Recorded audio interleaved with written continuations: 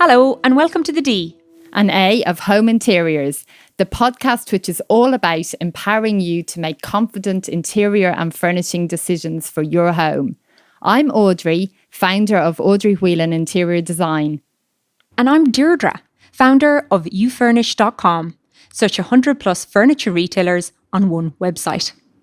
The DNA of Home Interiors is proudly sponsored by checkatrade.com.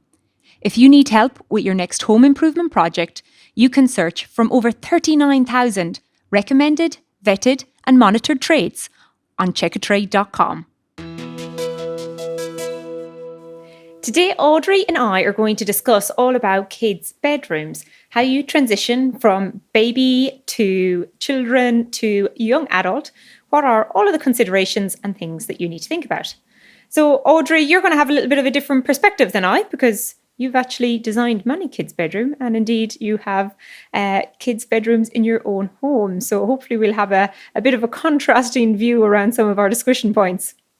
Yeah, well, that's very true. I mean, I even myself have had, differing opinions sort of from the time before I had my own children, when I would have been designing kids' bedrooms for other people. And then, what happened after I had my first child and started to go through that transition of sort of initially having that, baby room and then, transitioning into toddlerhood and beyond.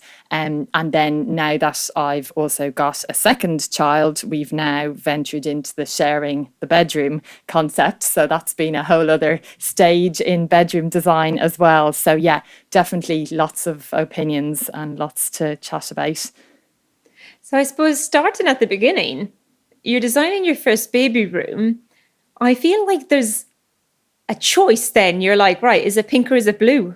Oh, or is neither. It the neutral? What do you see in relation to how people are thinking about that or are doing that?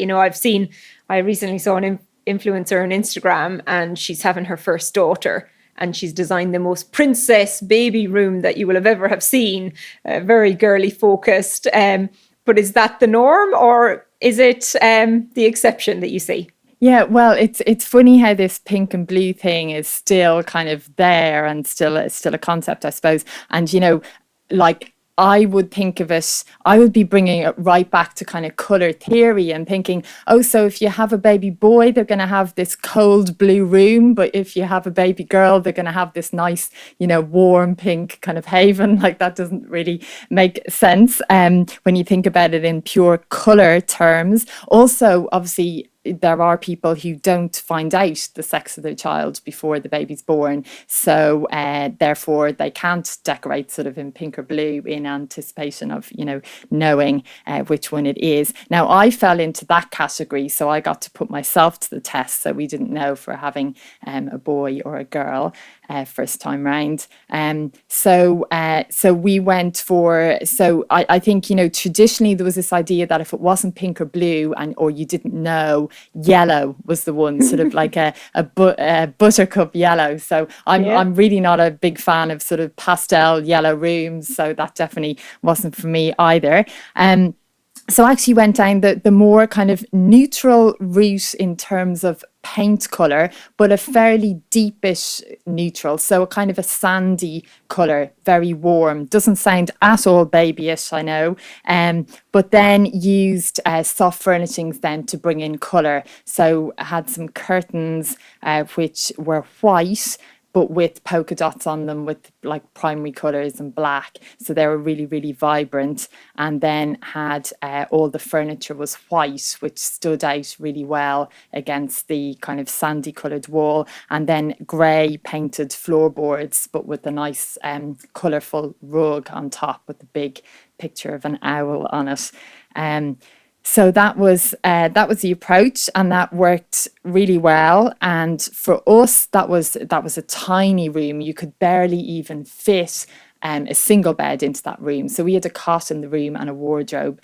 And then we went on to have a second baby then a few years later, and we actually moved our then sort of toddler preschooler out of that room into another room, and that became the baby room again. Now, for a lot of people I meet, that's not the intention, either because they're not going to have a second baby, or they don't know, or because they don't have, another room to move into. So I always like to ask in the beginning, if the room isn't a tiny, tiny one like we had that you can barely fit a single bed into, what is going to happen? Is it going to progress into that same child's bedroom? In which case, in the planning around the cot and the storage, it's really good to think about where that eventual bed will be. So if you're going to build in wardrobes, you're not building them in right up to the cot and then thinking a few years later, oh, damn it, that's the only place the bed would have fit if we'd done the wardrobes a bit differently. So a bit of space planning, early on then can just work out the kind of the longer term strategy, behind the room. So Audrey, really like that idea about the future planning, especially around those built-in wardrobes, which could prohibit what you might future use the room for. So I think that's really key around it. And I also love your idea around keeping the walls a bit more neutral and bringing in the colour through the curtains and the rugs, because of course it'll make it much easier to transition from baby room to toddler to, early teen, etc. as you go. Is that what sort of happened with yours? How is it transitioned then? When you've talked about that baby room, how is it transitioned? Yeah, so I mean, it's transitioned completely different to how I would have first anticipated in terms of what's eventually happened now that they're both out of the baby room, nobody's in a cot anymore. So we imagined that we would have, we moved the eldest, as I said, into another bedroom, and we bought a single bed then in that room. For her, and then we had the cot in the other room, and then we just assumed, we'll eventually get another single bed and probably have the two in the same room, or have them in beds in separate rooms. Anyway, what happened was our eldest actually fell in love with a picture she saw actually on a client mood board I had done with triple bunk beds on it. So this became a topic of conversation over about 2 years actually, while our younger one was still in the baby room in the cot, and the older one kept begging, can we get the triple bunk beds, and we'll have a sleepover bunk in the middle, and I'll be on the top, and Clodagh can be in the bottom when she comes out of the cot. So at first I was thinking, oh no, this is a crazy idea, and we don't need to go to these extremes. But I have to say, eventually I did cave in, and it was partly because we realized, well, the younger one is coming out of the cot, and we do need to buy a bed anyway. And then I thought about how much stuff they both had by this stage in terms of toys and clothes and all the rest. And I thought, actually, we're going to save so much floor space if we have the bunk beds. We can actually put a little desk in there. We can have a chest of drawers and facilitate sort of the two of them, having all this stuff in there rather than just one as it was before. So we got the bunk beds, and it seemed like obviously it was more expensive than just buying another single bed. But I have to say, I've never looked back, and for a few reasons. I mean, the space saving solution, as I mentioned, but also, and probably in a way even more than that, just the fact that it's sort of, I think it's a year and a half ago now since we got them. And the two of them, the two kids, absolutely still love those bunk beds. If somebody visits, it's the first thing they want to show them. They're so excited about them still. And it's almost like they're multifunctional. They sleep in them, but it's also a bit of a play space in that middle bunk, and they have all their teddies in there. And it's also a bit of a climbing frame, because obviously you've got the ladder going up, fairly high to the top bunk and stuff. So, yeah, so it's been, it's been really great. And I think what it has done is it's given them this real kind of sense of pride in their room, which is something that kind of everyone gets a bit of a giggle out of. And, they just, really enjoy. So that is lovely to see. Yeah, I really love two ideas there. And I think one is that I've seen a lot of lately where even if it's a single bed, you can still think about it being raised nearly in a bunk bed, but instead of having a second bunk underneath, you've actually massively increased the room space. So you can get a desk in, you can get some room for a chest of drawers. And actually, it's more fun. I think there's something fun about a bunk bed. I don't know if it was just me growing up, but a bunk bed always seemed fun. But you mentioned about empowerment, and I think this is really important, because at what stage do you think that they can have a choice in the room? Because, you know, that decision, they saw the triple bunk beds, they really wanted it. And now, you know, that's their room and they've been involved in the design. It's sort of their sanctuary. So I love the idea of being able to bring them in and get their ideas and see it through to fruition. Is that something that you see happening? And if so, you know, what age should you start to ask for their opinion on the paint color or whatever you're going to do with the room? Because it is their space. And this can often be a debate with the clients as well, you know, sort of you know, because as a parent you might have your own set ideas and you don't really want to have their opinion because you want it to look a certain way.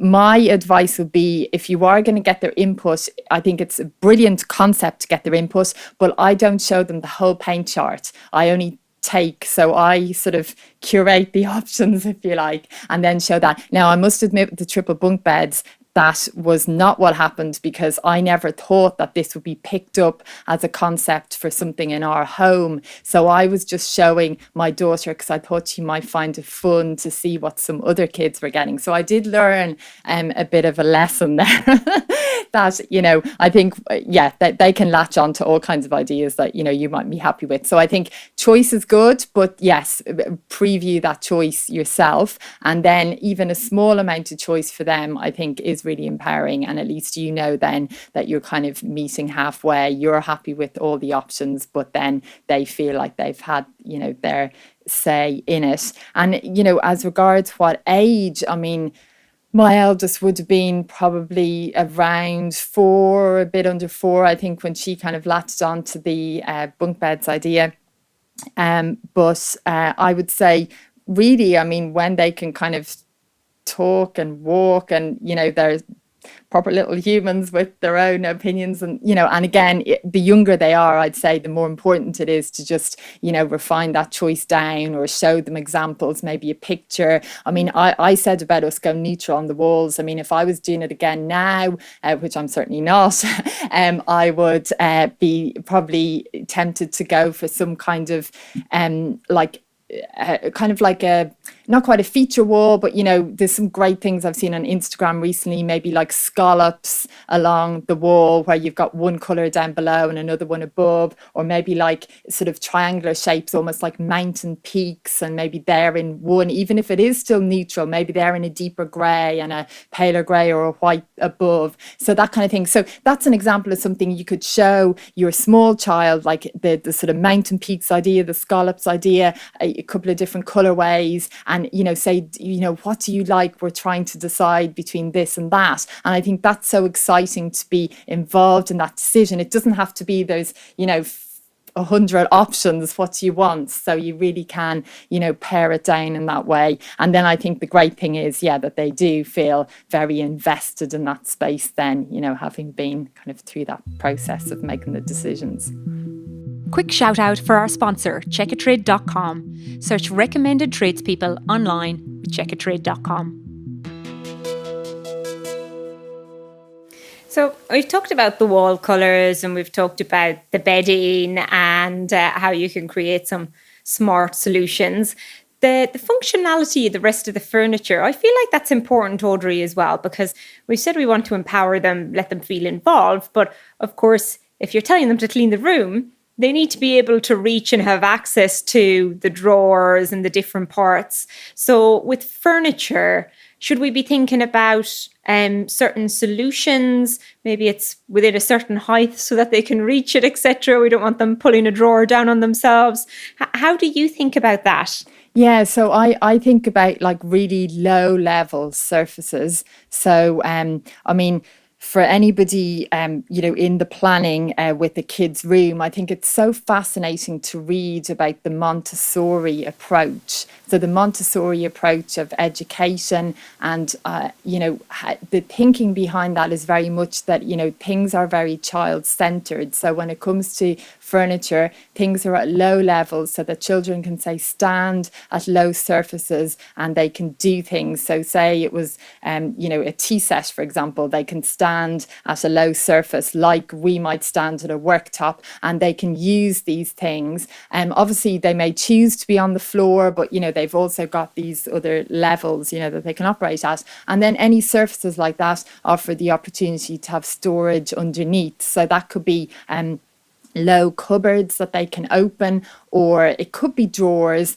I mean, there's a lot of low storage solutions where, you can have baskets or boxes that you can pull in and out. I find them really good for kids because they can pull them in and out really easily. It's not like a drawer maybe with the more difficult kind of mechanism, but also the fact that you can pull a box completely out and then put it in the middle of the room, or even if it was that you were going to take some toys into the living room or somewhere else, you can then easily put them back in and back, to their kind of home, if you like, after that. So that's a bit easier. Whereas drawers and cupboards, then, unless the things are in boxes inside, then you're more likely to just have this kind of array of stuff then that kind of piles out.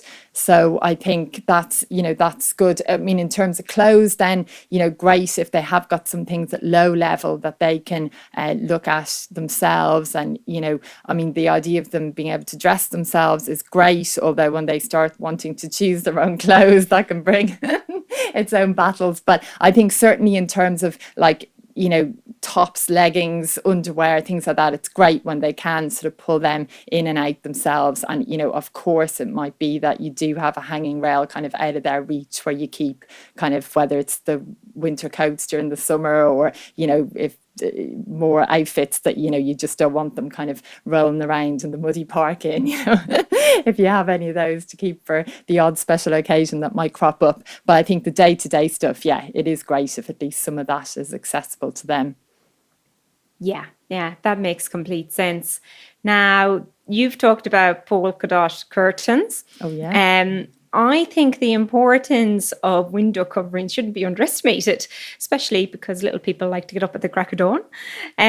So have you seen a lot of things like blackout blinds or curtains that are lined to try and really keep out the sunlight, especially in the summer, so that they're not waking up with the natural light too early and affecting sleep patterns? Yeah. So, for me, blackout is sort of preferably double or triple amounts of blackout on the windows. Just brick up the window. You're going to brick it up, aren't you? Is what I would, advise. So when we had our first child, I mean, I was so aware of this from, clients constantly saying, about trying to black out the windows. And, the reality is, you might see a pretty kind of kid's bedroom blind, and it is a blackout blind, so it's being sold with all the kind of tick boxes.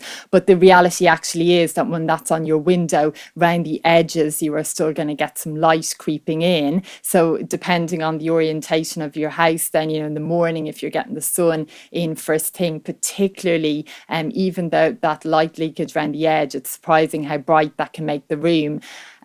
So, what I find then is that it's pretty much always essential to have the blackout blind plus blackout lined curtains.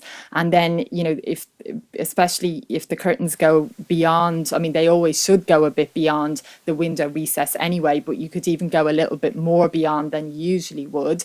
And then the blackout curtains are then covering up those gaps where the light leakage will be coming through from the blind. But the two in unison then, do a much better job. Even if you just have blackout curtains, you'll find, light will spill out through the end where they sort of undulate. So the two can be combined. So, that's what we did. But then I can remember going to the local fabric shop and buying a few meters of blackout fabric, like just blackout lining, and Velcro, and actually creating my own makeshift sort of, almost like you can buy all these travel blinds, blackout travel blinds, which are designed to kind of Velcro onto, a hotel window, or if you're going to an Airbnb or something, you can always stick them up. So I just did my own version version of that's this massive one. And so then I would actually put that in a suitcase when we were going away. So at least we'd have some kind of, level of of window dressing. So that's that's it. But I mean, it's not foolproof for everybody, because some kids just still seem to wake up at that time. So I'd say definitely, in my book anyway, definitely worth a try. And if it works, then it's great. One other thing I suppose as well that I'd probably mention that's just come into mind, it's really around the safety element. So if you do have furniture, you want to make sure that it's not toppling over, that it's very secured to the wall, especially if they're going to pull out drawers of a chest of drawers, etc. Yeah. So there's all of those safety considerations as well. Yeah, that's right. Yeah. So, I mean, there has been, unfortunately, some instances over the years of like tall chests of drawers toppling over. And that's where, particularly where when the drawers are pulled out, and often, if they're full with stuff as well, it makes the drawers heavier. And it's amazing how easily some of these drawers can topple, and then even if the drawer unit was a lot more stable and it wasn't likely to topple, as soon as a child then tries to climb on it, that can cause toppling. So anytime you see with drawers where it says it should be fixed to the wall behind, I think that's absolutely essential. I mean, it should always be essential, but yeah, where kids are involved, just absolutely not worth taking the risk, because at least as an adult you can sort of know that you need to be careful around a certain thing. As a child, that's just never going to be foolproof. And the other safety consideration in a bedroom, which I thought was going to be what you were going to say, was around blinds. So I was going to mention it next, the cords. Yeah, so the blind cords. So like regulation on window blinds has changed over the good few years ago now. But obviously, if you moved in somewhere and you had old blinds there which were being left, you mightn't ever think about it. So what's happened is, in the past, a blind cord had no way to break away. So a child could, in theory, and this is so easy for a kid to do, messing, just put it round their neck and they can actually get strangled in it. And so especially on something like a Venetian blind where there's weight involved and you let that go down and then the cord goes up, and if it was around their neck, extremely dangerous. So what's changed in terms of blind supply now is that blinds often have a breakaway cord. So if any pressure is put on it, the blind actually breaks. And so it's connected at one point with a little plastic connector. So it's not a complete loop. So the plastic connector only barely holds it together. I mean, they do drive me mad sometimes, because sometimes they just come apart in your hand, but that's how effective they are at preventing, any waste being left inside them. And the other solution then, which is a slightly kind of older one than that, I guess, is for the blind cord to be fixed onto the wall so that it's not free to be looped around anything. So yeah, that's really important to think about. And obviously when we're talking about bunk beds as well, things like height, being cautious of safety high rails, surfaces in bedrooms with small kids as well, is probably one of the more obvious ones, but still, one can never be too careful.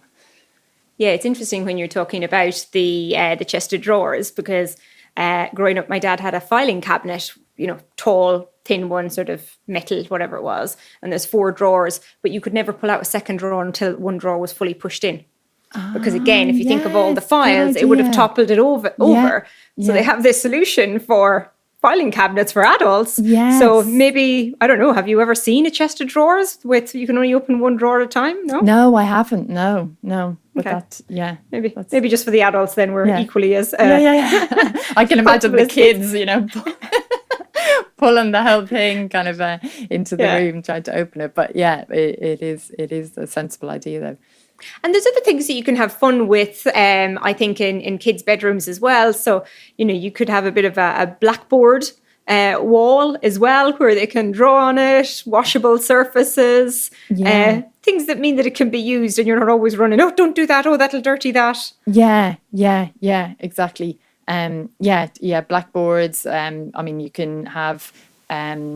what sort of whiteboard paint even now. I mean, again, it does depend how much freedom you're going to give with markers and things. Some of these ideas I think are for me, probably better suited to kind of a more communal area of the house where kind of supervision might be more present. But, that's a total personality thing. Other people might feel better about it in the bedroom. And obviously, it totally depends on the ages of the kids as well. What I found good recently for our eldest was putting some like notice board area, like a cork board, fixed to the wall so she could pin up her own drawings and creations, or even just postcards you got from a friend, things like that. So again, just kind of personalizing the space a bit more, but things that can easily be changed around. And I think some nice lighting as well, like things like fairy lights, again preferably up high so there's no kind of risk of getting kind of tangled up in them, but not forgetting about the types of atmosphere that you can create with different lights, and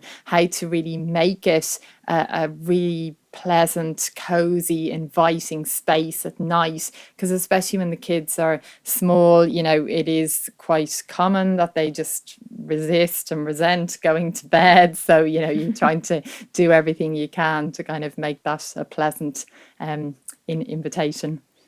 I'm picturing, I've seen quite a lot of images of a dinosaur little lamp, and on his back all of the little fins nearly are all lit up, and it's very nice. So there's so many solutions and options out there. Yeah. One thing that we haven't talked about, and probably last point I'd ask, is around flooring. Wooden floors versus carpets. Is there anything that you'd recommend as being more, little person friendly? So, we've always had wooden floors in the bedrooms, both the baby room I mentioned and the older one. So, that's just the way it was, and we never did anything to kind of change that. But then we did put rugs down, like a rug in each of those rooms. So that was an opportunity to do something like I mentioned, the colourful rug in the baby room with the owl picture. And then we had one with the big sort of princess castle in the other bedroom then for our older daughter.